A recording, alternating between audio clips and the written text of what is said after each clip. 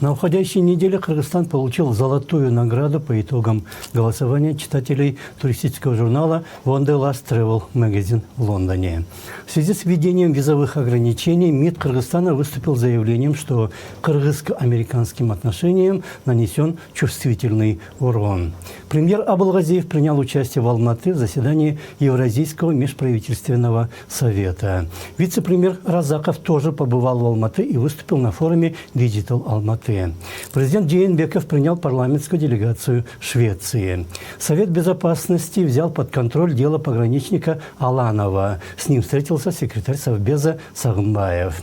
Омбудсмен Мамытов призвал депутатов отозвать законопроект о дополнительной финансовой отчетности НПО. Бизнес-ассоциации тоже выступили против этого законопроекта. Бишкекский горсуд оставил в силе запрет въезжать в Кыргызстан директору Центральноазиатских программ Российского центра «Мемориал» Виталию Пономареву. Милиция начала досудебное производство в связи с тем, что профессор Кайрат Осмоналиев сообщил в интервью «Вестям КG», что Кыргызстан теряет около миллиарда сомов в год, беспошлинно поставляя сырую нефть в Таджикистан и Узбекистан. Генпрокуратура сообщила об увольнении прокурора Рыскулова, который представлял гособвинение по делу Алмаматова. По итогам последнего заседания Совбеза уволили главу Госэкотехинспекции Джунушева. Дисциплинарная комиссия при Совете судей представила председателя Джалалабадского городского суда Эльмиру Сулайманову к увольнению за небезупречное поведение. АКС ГКНБ сообщил, что возбуждены уголовные дела и привлекаются к ответственности статс-секретарь судебного департамента, начальник одного из управлений, а также бывший директор этого департамента. Госслужба исполнения наказаний заявила, что Садыр Джапаров не выйдет на свободу ранее 2026 года. Министр иностранных дел Айдарбеков принял участие в Берлине в конференции «Зеленая Центральная Азия» в рамках новой стратегии Европейского Союза. Президент Жээнбеков принял участие в митинге «Реквиеме», посвященном 77-й годовщине прорыва блокады Ленинграда. Сейчас в Кыргызстане проживает 18 блокадников. Премьер Абылгазиев провел совещание по экологии и поручил разработать программу оздоровления ситуации в Бишкеке. Депутат Жанар Акаев объявил о создании новой партии. Статком сообщил, что на 1 января в стране насчитывалось 725 тысяч действующих предприятий. Кыргызстан начал экспортировать по железной дороге в Грузию мазут.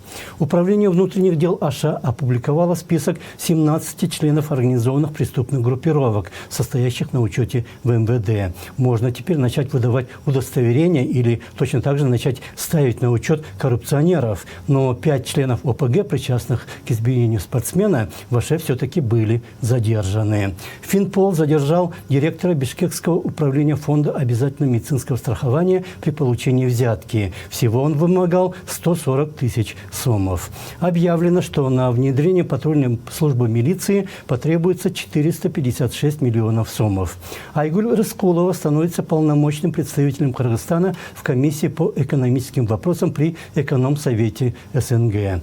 В Таласской областной больнице посетители избили санитарку, а в Сокулукском центре врачебной практики напали на семейного врача. До этого произошло несколько подобных инцидентов в 3-й детской больнице в Бишкеке. Коллектив детсада номер 5 провел забастовку в связи с многочисленными претензиями, жалобами, оскорблениями родителей. А до этого родители вышли на митинг к зданию мэрии. В войсковой части 702 внутренних войск Бишкеки нашли повешенным солдата срочной службы. Жительница Аксуйского района обратилась в милицию в связи с тем, что ее заставляли написать встречное заявление в пользу задержанных за вовлечение ее несовершеннолетней дочери в проституцию. В 49 лет от сердечного приступа умер известный журналист Эрнис Асек-Улу. Его старший брат Мелис Ишимканов умер 8 лет назад, в 47 лет, и тоже от сердечного приступа.